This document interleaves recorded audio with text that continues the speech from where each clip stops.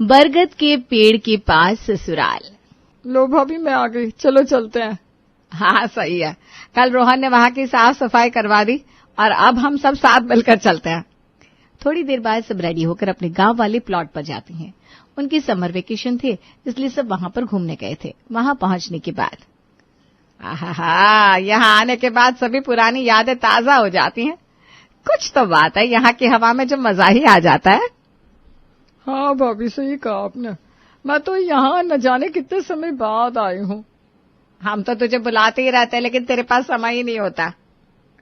हाँ हम तो तुम्हें कितनी बार बुलाते थे, बस भैया समय के साथ सब बदल जाता है। हाँ सो तो है। अच्छा बेटा, तुम दोनों सारा सामान सेट कर लो, उसके बाद हमारे लिए मस्त गर्मा गर्म चाय नाश्ता बना दो। जी मम्मी जी, मैं अभी लाती हूँ। चाय नाश्ता करने के बाद मम्मी जी चलिए ना, हम थोड़ी देर बाहर टहलने चलते हैं। यहाँ इतने सुंदर सुंदर पेड़ पौधे और खेत है। हाँ, यहाँ की खुली हवा में घूमने का मजा ही कुछ और है। चल सीमा, तू भी हमारे साथ चल। हाँ जी चलिए। सब बाहर टहलने जाते हैं। जैसे ही सब घर से निकलते हैं तो वहीं कुछ कदम की दूरी पर सीमा देखती है कि वहाँ बरगद का बहुत बड़ा पेड़ है। भाभी यहाँ बरगद का पेड़ कब था? अरे ये तो बहुत पहले से है, तुझे याद नहीं? नहीं तो। देख कितना विशाल पेड़ है ना। हाँ लेकिन बरगद का पेड़। क्यों, क्या हुआ? नहीं कुछ नहीं। टहलने के बाद शाम को सब घर वापस आते हैं। शाम को जब सभी खाना खाने के बाद हॉल में बैठे थे। भाभी वैसे बुरा न मानो तो एक बात कहूं? हाँ, तेरी बातों का भी क्या बुरा मानना। यहाँ आपके घर के पास बरगद का इतना बड़ा सा पेड़ है, ऐसे घर के पास ना बरगद का पेड़ होना अच्छी बात नहीं होती। क्या भाई, पेड़ तो पेड़ ही होता है, चाहे कोई भी हो। भला बरगद का पेड़ होने से क्या नुकसान? भाभी आप नहीं जानती, बरगद के पेड़ की वजह से ना भूत प्रेत आते हैं, कहीं कुछ गड़बड़ ना हो जाए। अरे यह सब बहुत पुरानी बातें हैं, इतने सालों से ये पेड़ यहाँ पर है, आज तक तो कुछ नहीं हुआ। आज तक कुछ नहीं हुआ इसका मतलब ये नहीं कि आगे भी कुछ नहीं होगा। और आप लोग इस घर में आते ही कितना हो, कुछ सालों में एक दो बार आ जाते हैं। मेरी मानो तो या तो इस पेड़ से नहीं तो इस घर से पीछा छुड़वा लो। अरे बुआ जी, आप ही ना बिना वजह डरा रही हैं, ऐसा कुछ नहीं होगा। अगर कुछ हुआ भी तो कम से कम इसी बहाने भूत से मिलने का एक मौका मिल जाएगा। राम राम राम राम, मैं ऐसी बातें नहीं करते लड़की, इन भूत प्रेत से तो राम ही बचाए। वैसे भी मुझे बिल्कुल अच्छे नहीं लगते। बुआ जी आप भी ना कुछ ज्यादा ही डरती हैं। अरे जब डरने की चीज है तो डरना तो पड़ेगा ही ना, एक बार पीछे पड़ जाए तो पीछा नहीं छूटता। कोई बात नहीं, तू भी आराम से सो जा, इतना ज्यादा मत सोच। हाँ, सब रात को सो रहे थे कि अचानक उन्हें किसी के चिल्लाने की आवाज सुनाई देती है।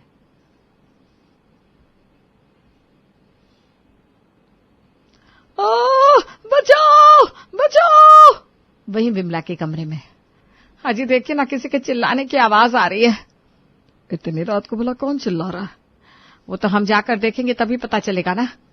एक तरफ विमला और रमेश अपने कमरे से बाहर आते हैं, वहीं दूसरी तरफ बाकी सब भी हॉल में आ जाते हैं। क्या हुआ मम्मी, इतनी रात को कौन चिल्ला रहा है? पता नहीं बेटा। तभी वहां सीमा चिल्लाते हुए आती है। अरे क्या हुआ, ऐसे क्यों चिल्ला रही है? कोई भूत प्रेत देख लिया क्या? हाँ भाभी, वहां ना एक भूत है। अरे लेकिन ऐसा कैसे हो सकता है? जीजा जी आप बताइए, कुछ हुआ है क्या इसे? पता नहीं, मैं तो सो रहा था, अचानक इसकी आवाज सुनी तो इसने बताया कि इसने वहां किसी को देखा। बुआ कुछ नहीं है, आपका वहम होगा बस। मेरा वहम नहीं है, मैं सच कह रही हूँ, यहाँ पर सच में कोई तो है। अरे हम यहाँ पहले भी आए हैं, लेकिन आज तक तो ऐसा कुछ नहीं हुआ। अरे कुछ नहीं, आराम से सो जाओ सब। वैसे मैंने भी एक अजीब सी परछाई तो देखी थी, कुछ तो जरूर है यहाँ। तब तो सब सो जाते हैं। अगले दिन सीमा काफी डरी हुई थी। बोला ना, उस ख्याल को अपने दिमाग से निकाल दे, ये सपना या भ्रम होगा। आप सबको मेरी बात पर विश्वास नहीं है, लेकिन जब आप खुद देखेंगे तब तो विश्वास हो जाएगा ना।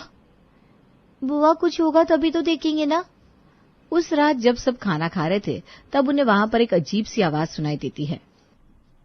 क्या तुम्हें भी आवाज सुनाई दे रही है? हाँ मम्मी जी, ऐसी आवाज है जैसे कोई बहुत जोर जोर से चल रहा हो। शायद बाहर कोई ऐसा कुछ काम कर रहा होगा। तभी उनके घर की लाइट्स फ्लिकर करने लगती है। अरे अब लाइट को क्या हो गया? लगता है सर्किट में कुछ खराबी है, मैं अभी जाकर चेक करता हूँ। कहीं भूत तो नहीं आ गया? लो, इसका फिर से शुरू हो गया। अरे कुछ नहीं है, दिमाग हटा वहां से। मम्मी मुझे डर लग रहा है। अरे बेटा कुछ नहीं है, डरो मत, हम है ना तुम्हारे साथ। अरे चिंटू तेरी बुआ है ना, तो डरने की क्या बात, अपनी बुआ की तरह स्ट्रांग बन। लेकिन आपकी बुआ तो डर रही है। सब बात कर रहे थे कि अचानक लाइट चली जाती है और पूरा अंधेरा हो जाता है। अरे अब क्या हो गया? डरो मत, हम अभी चेक करवाते हैं क्या हुआ है। थोड़ी देर बाद लाइट आती है। देखा कुछ नहीं था, बस तार कट गई थी। चलो अब सब सो जाओ, पूरा दिन बहुत भूत भूत कर लिया। खाना खाने के बाद जब सब टीवी देख रहे थे तो अचानक उनके टीवी का चैनल बदल जाता है। इस टीवी को क्या हो रहा है अब? पता नहीं मम्मी जी, शायद पुराना हो गया ना, इसलिए ऐसा हो रहा है। मैं वापस वही चैनल लगाती हूँ। पायल जैसे ही चैनल चेंज करती है तो दोबारा चैनल चेंज हो जाता है। लगता है ये सब भूत कर रहा है। हाँ, भूत को कब से टीवी देखने का शौक हो गया? लगता है टीवी खराब हो गया है, इसे भी ठीक कराना पड़ेगा। रात को जब सब सो जाते हैं तब आधी रात को विमला को एहसास होता है कि कोई उसके पैरों को छू रहा है। तब वो देखती है, अरे कौन है? उसके सामने सफेद साड़ी में एक महिला थी जिसका चेहरा बालों से ढका हुआ था। उसे देखकर विमला जोर से चीखती है, बचाओ! उसकी आवाज सुनकर रमेश उठता है। क्या हुआ, क्या हुआ? सामने देखो। सामने देखकर रमेश भी डर जाता है और चिल्लाने लगता है, अरे चुड़ैल, हमारे घर में चुड़ैल आ गई। दोनों डरकर कमरे से बाहर हॉल में भाग जाते हैं। तब तक सब उठकर वहां आ चुके थे। मम्मी पापा, अब आप दोनों को क्या हुआ, क्यों चिल्ला रहे हो? वहाँ क्या मम्मी? बेटा हमारे कमरे में चुड़ैल थी। क्या? सब वहां जाकर देखते हैं लेकिन उन्हें वहां कोई नजर नहीं आता। पापा कोई भी तो नहीं है यहाँ। लेकिन बेटा अभी तो यही थी, हमने खुद अपनी आंखों से देखा है। आपका कोई वहम होगा, अब आप सो जाइए, कुछ नहीं है यहाँ। कोई भी विमला और रमेश की बात पर विश्वास नहीं कर रहा था। सब अपने अपने कमरों में सोने चले जाते हैं, लेकिन उन दोनों की तो नींद ही उड़ गई थी। जैसे तैसे रात गुजरी, फिर अगले दिन सुबह। देखो भाभी, मैंने आपसे कहा था यहाँ कुछ तो गड़बड़ है। मैंने जिस दिन उस बरगद के पेड़ को देखा उसी दिन मैं समझ गई थी, यहाँ बरगद का पेड़ होना खतरे से खाली नहीं है। घर के आसपास या दूर दूर तक भी कोई बरगद का पेड़ नहीं होना चाहिए। कहते हैं जहाँ ये पेड़ होता है वहाँ बुरी आत्माओं का साया होता है। तूने बिल्कुल सच कहा सीमा, कल तो मैंने खुद अपनी आंखों से देखा है। पहले मैंने तेरी बात पर विश्वास नहीं किया, लेकिन अब तो मुझे भी पूरा यकीन हो गया है कि यहाँ कुछ तो गड़बड़ है। हाँ भाभी। शाम को सब टीवी देख रहे थे तब आज घड़ी रुक गई। लगता है इसकी सेल खत्म हो गया। कोई बात नहीं भाभी, भैया और पापा बाहर गए ना, उनसे फोन करके कह दो आते हुए ले आएंगे। तभी अचानक टीवी बंद हो जाता है। अब इसे फिर से क्या हो गया? कोई है यहाँ, कोई है क्या? मैं आप सबसे मिलना चाहती हूँ। है? कोई आवाज आई, देखा? आवाज को कैसे देख सकते हैं मम्मी? अरे चुप कर, ध्यान से सुन। कोई है क्या, मैं आ जाऊं, सब साथ मिलकर बैठे। तुमने सुना? हाँ भाभी, ये उसी चुड़ैल की आवाज है। देखा, मैंने कहा था ना, मैंने कल चुड़ैल को ही देखा है, लेकिन तुमने मेरी बात पर विश्वास नहीं किया। मम्मी जी लेकिन पायल आगे कुछ बोल पाती उससे पहले ही वहां पर घुंघरूओं की आवाज आनी शुरू हो गई, जैसे कोई घुंघरू पहनकर घर में इधर से उधर तेजी से भाग रहा हो। अब तो पायल की आवाज भी आने लग गई। लगता है वो चुड़ैल हमारे आसपास ही है। इतना हो रहा था कि फिर से उनकी लाइट्स फ्लिकर करने लगती है, जिसकी वजह से सब डर रहे थे। क्या यहाँ सच में भूत है? अगर भूत है तो है भूत, हिम्मत है तो हमारे सामने आ। हाँ, अब रही सही कसर, उसे बुलाकर भी पूरी कर लो। यहाँ ये सब क्या हो रहा है? अब तो मुझे भी बहुत डर लग रहा है। मम्मा क्या यहाँ सच में भूत है? मुझे डर लग रहा है। नहीं बेटा, ऐसे रोते नहीं, डरो मत, हम है ना तुम्हारे साथ। लेकिन मम्मा अगर भूत हमें खा जाएगा तो हम क्या करेंगे? अरे बेटा, जब हमें भूत खा ही जाएगा तो उसके बाद तो हम कुछ कर ही नहीं सकते, हमें उससे पहले कुछ करना होगा। थोड़ी देर बाद सब शांत हो जाता है। देखो भाभी, अब तो आप सबको यकीन हो गया ना, यहाँ पर सच में कुछ है? हाँ भाई, मुझे तो पूरे तरीके से यकीन हो गया है। मुझे तो अब जरा सा भी डाउट नहीं है। लेकिन मम्मी ऐसा कैसे हो सकता है? अचानक से हमारे घर पर भूत कैसे आ सकते हैं? मुझे कैसे पता, मैंने थोड़ी ना बुलाया उसे। थोड़ी देर बाद वहां रमेश और रोहन आ जाते हैं।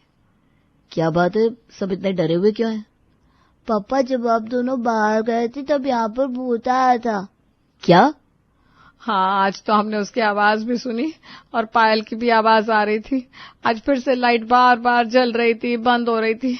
मैं तो कहती हूँ जी, यहाँ सच में भूत है। मम्मी, भूत वूत कुछ नहीं होता। शायद आज भी उस दिन की तरह बिजली का तार कट गया होगा, इसलिए ऐसा हो रहा है। बिजली की छोड़ो, लेकिन आज तो हमने उसकी आवाज भी सुनी है। हाँ, सब उस बरगद के पेड़ की वजह से हो रहा है। मैंने तो पहले ही कहा था, लेकिन किसी ने मेरी बात पर विश्वास नहीं किया। मैं तो कहती हूँ अभी भी समय है, इससे पीछा छुड़वा लो, नहीं तो बहुत देर हो जाएगी।